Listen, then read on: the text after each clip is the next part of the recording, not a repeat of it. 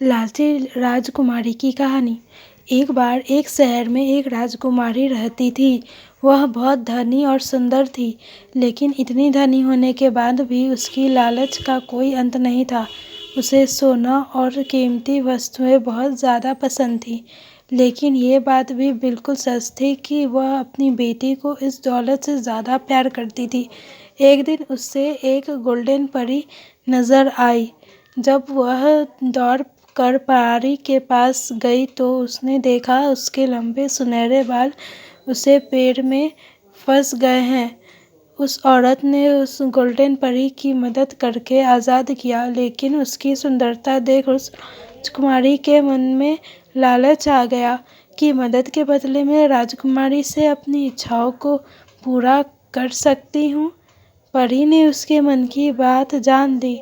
Golden परी ने उसकी इच्छा पूछी।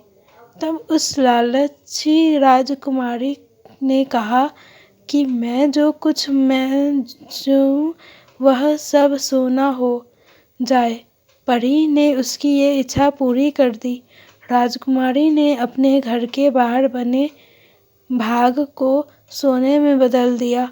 अब उसका पूरा बाग फूल फुआरे सब सोने के हो गए।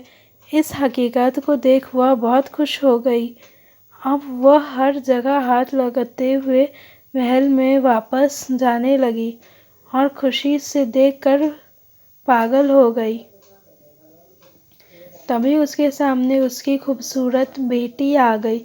उसने खुशी की वजह से अपनी बेटी को हाथों से गले लगा लिया, लेकिन कुछ ही देर में उसकी बेटी एक सोने की मूर्ति बन चुकी थी।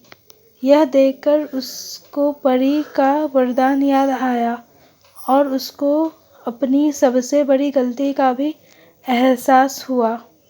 वह राजकुमारी काफ़ी ज़ोर से रोने लगी और उस परी को खोजने लगी, लेकिन वो परी नज़र नहीं आई। उसका लालच इतना ज़्यादा बढ़ चुका था, इस बात का एहसास उसे अपनी बेटी को देखकर हुआ।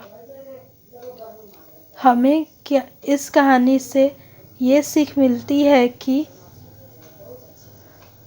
हमें कभी भी लालच नहीं करना चाहिए। ज़्यादा लालच करने से हमें विनाश की तरफ ले जाता है। लालची होना मूर्खता का काम है।